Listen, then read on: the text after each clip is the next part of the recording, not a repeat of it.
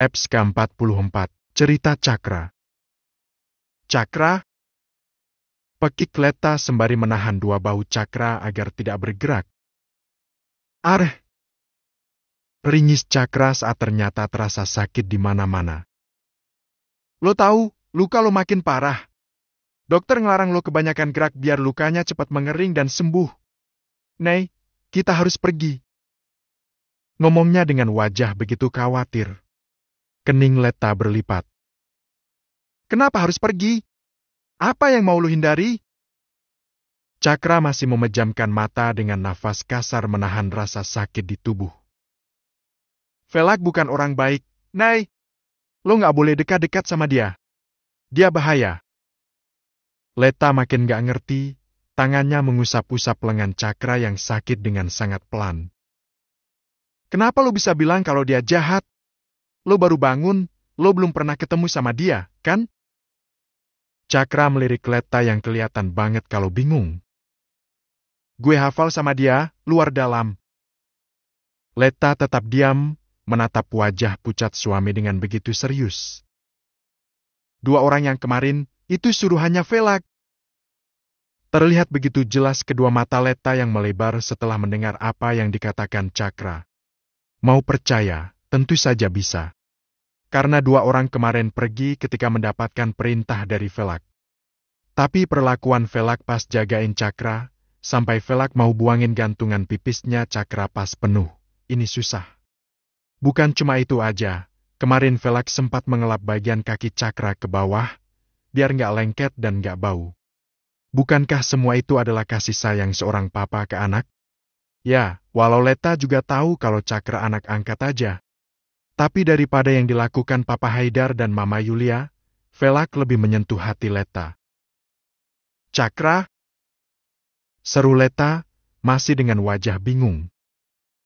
Dia ngelakuin apa? Sambil lo bisa kesentuh kayak gini? Tanya Cakra, lalu menghela napas panjang, merasakan tubuhnya yang beneran gak nyaman banget. Leta menggigit bibir, dia beneran bingung banget sekarang. Cakra, itu kita obrolin nanti aja ya. Mending lo mulai makan, ini ada bubur. Udah tadi jam 8 sih ngasihnya, tapi ini masih enak. Leta mengambil tray, menaruhnya di tepi ranjang dan mulai menyendok bubur sedikit. Dia menyodorkan sendok ke Cakra. Nggak langsung buka mulut, tapi wajah ganteng itu kelihatan surem, natap Leta sampai tajam banget. Melihat Cakra yang kelihatan ngambek, kedua bahu Leta melemah dengan sentaan nafas kasar.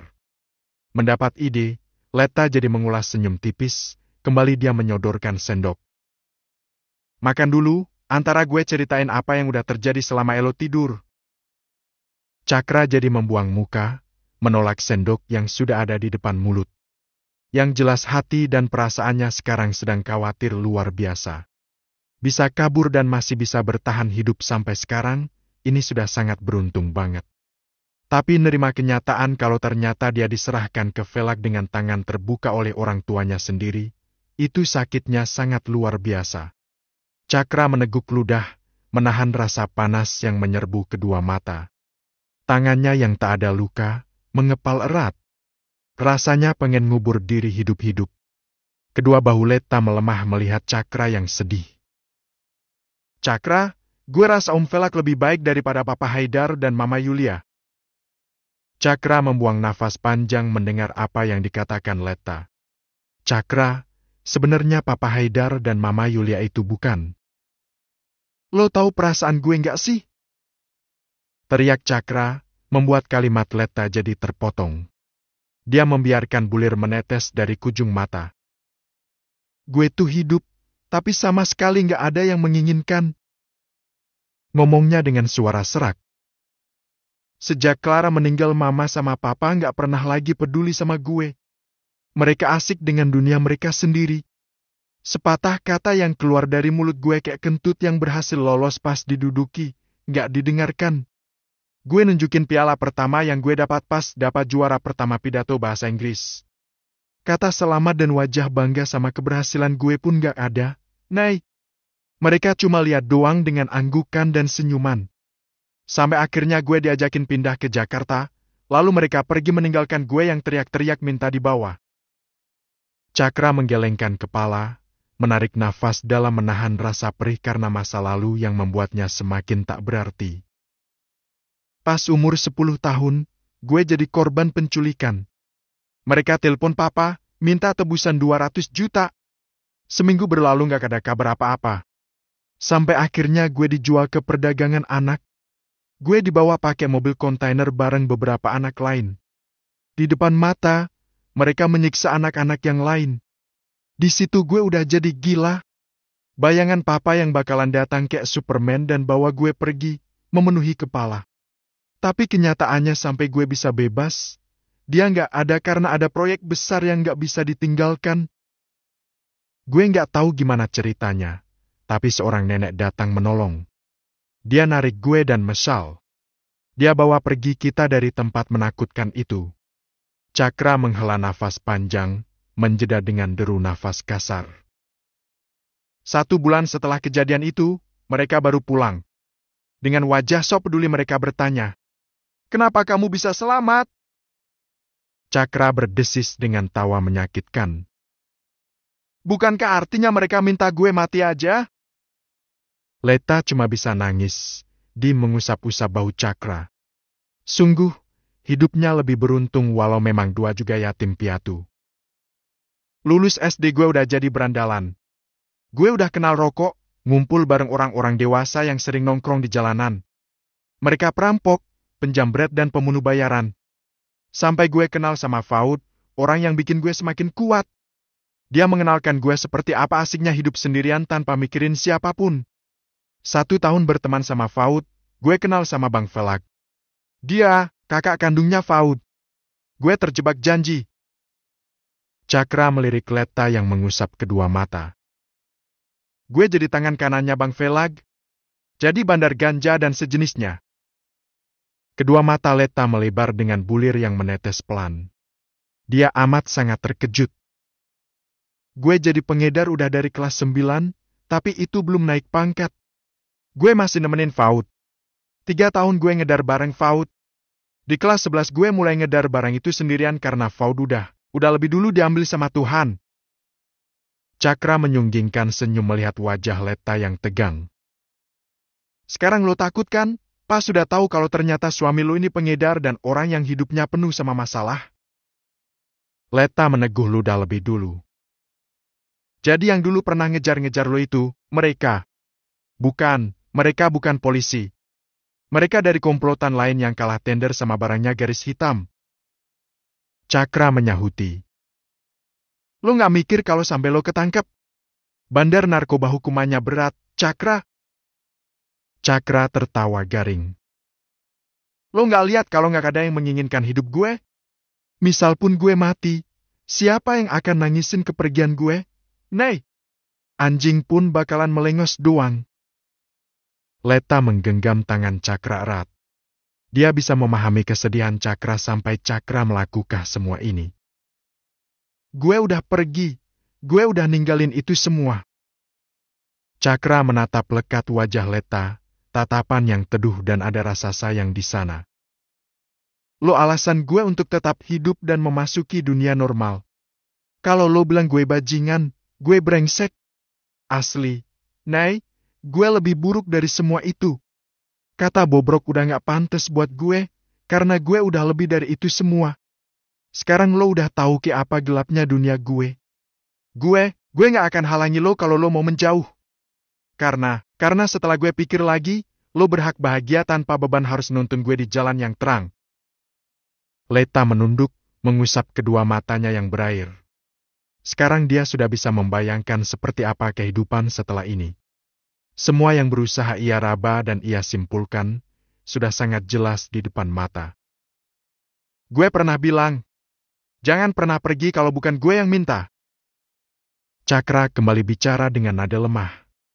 Dia makin dalam menatap wajah cantik istrinya. Sekarang gue buka pintu buat lo. Nei, gue gak bilang pergi, tapi kalau lo mau keluar, gue gak akan menghalangi.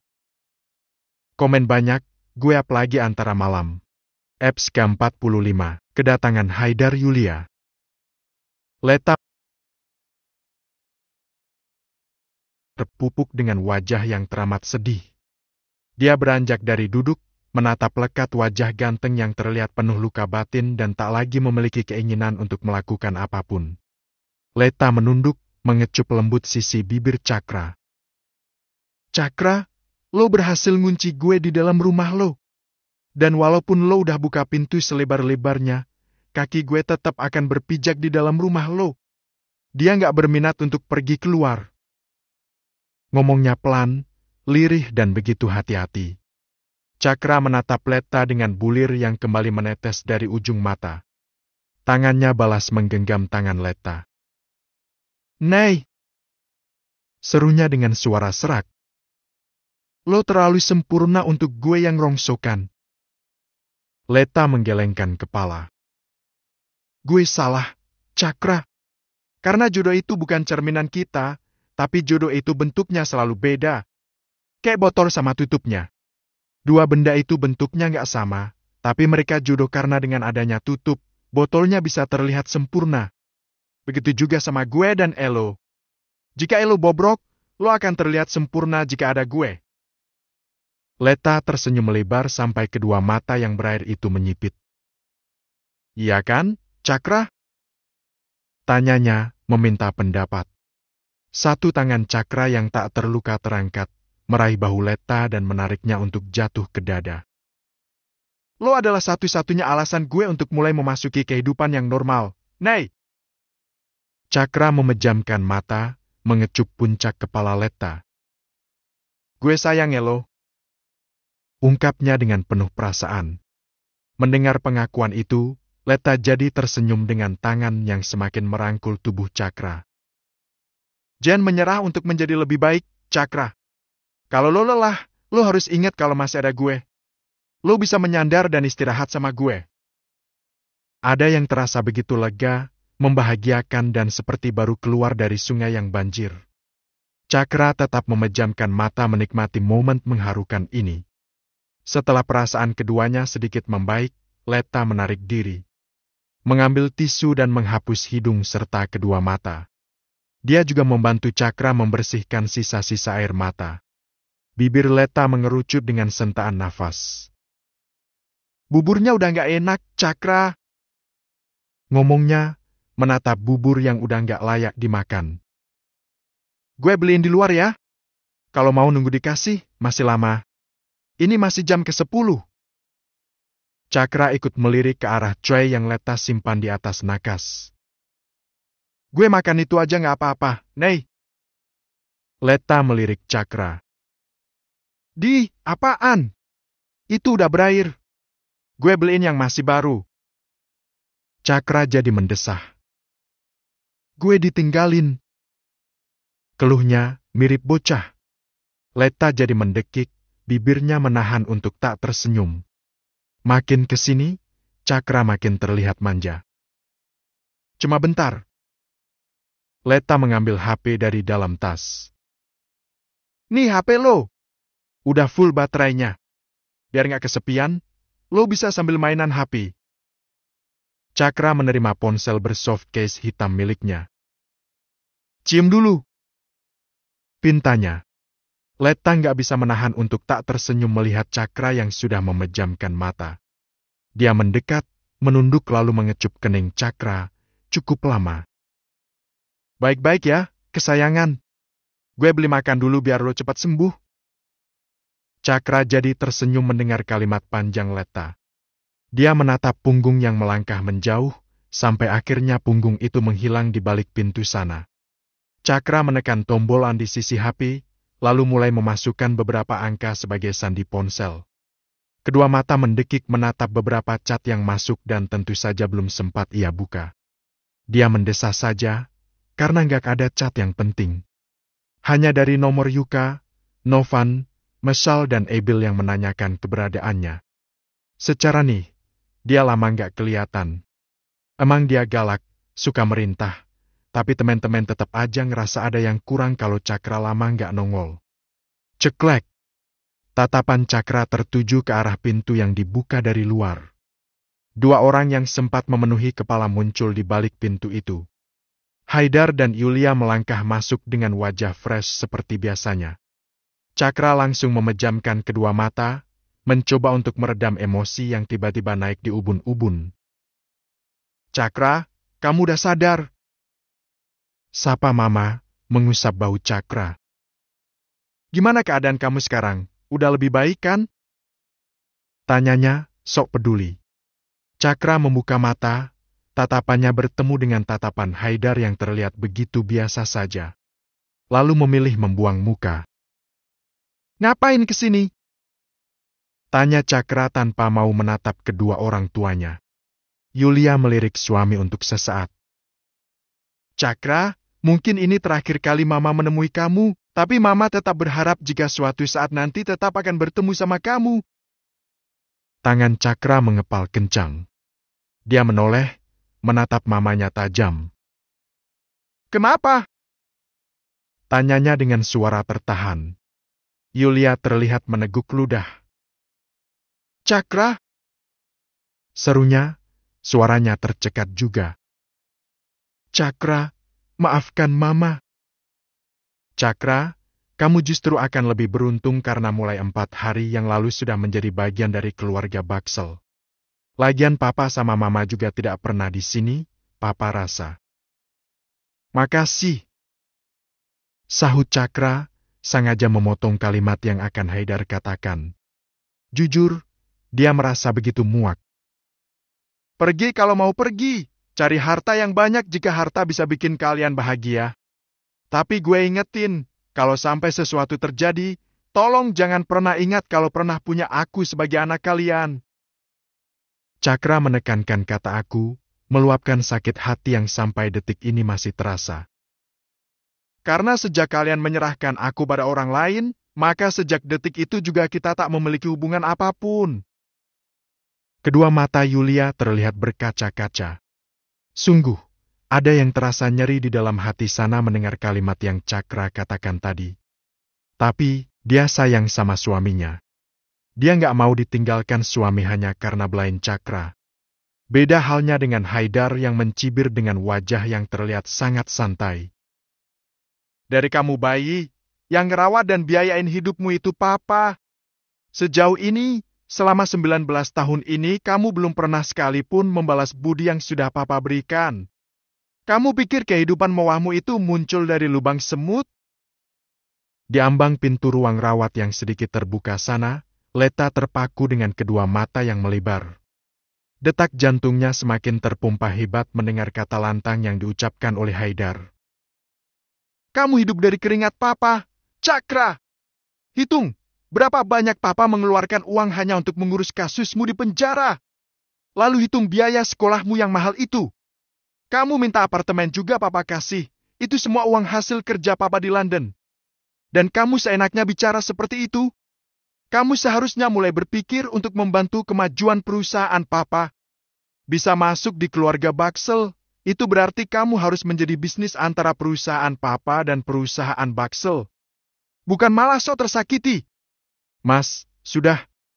Kamu tidak perlu sampai berbicara soal balas budi. Wajar jika orang tua membiayai hidup anaknya." Yulia menarik lengan Haidar. Dia tak suka dengan kalimat yang Haidar katakan. "Biarkan, biar dia tahu. Seandainya dulu tidak kita ambil, pasti dia sudah terlantar di jalanan. Jadi gembel dan gak tahu masih hidup apa enggak." Dengan sangat emosi Haidar justru mengatakan fakta yang selama puluhan tahun telah terpendam. "Mas!" terik Yulia, memukul lengan suaminya. Cakra melebarkan mata dengan kepala yang mulai terasa pening. Ini dia 4 hari 5 malam gak makan apapun. Tenaganya udah dipakai nangis, dipakai cerita sama Leta, dipakai sedih juga.